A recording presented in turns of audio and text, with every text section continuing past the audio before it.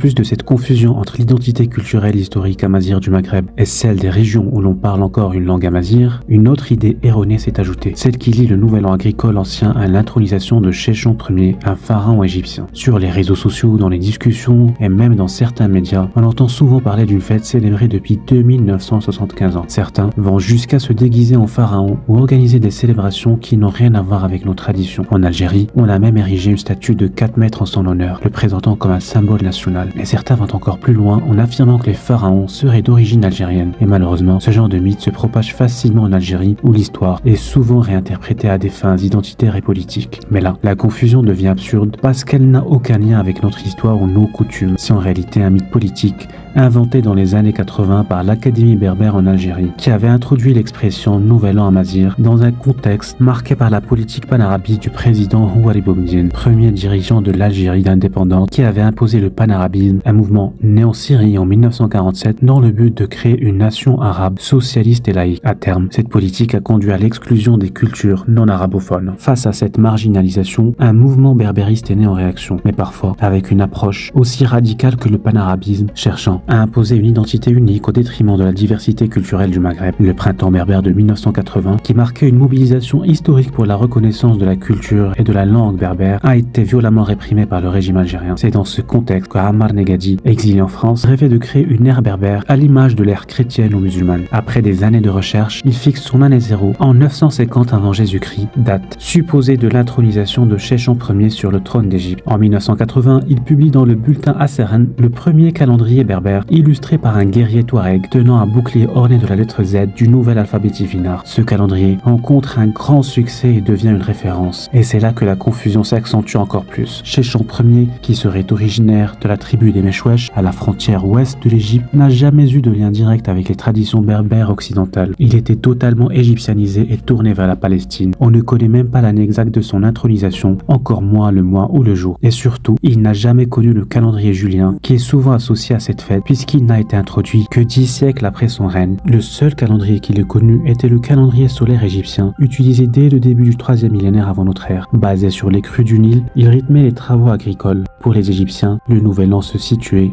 au solstice d'été, fin juin, début juillet. Rien à voir avec le calendrier julien qui s'inscrit dans la tradition des fêtes agricoles méditerranéennes et d'Europe de l'Est. En conclusion, relier l'intronisation d'un pharaon à ce qu'on appelle aujourd'hui Nouvel An amazigh est un pur anachronisme. Si on veut vraiment comprendre l'origine de cette célébration, il faut revenir à l'histoire du calendrier romain qui a joué un rôle central dans son établissement tel qu'on le connaît aujourd'hui. Mais ça, on en reparlera dans la prochaine vidéo.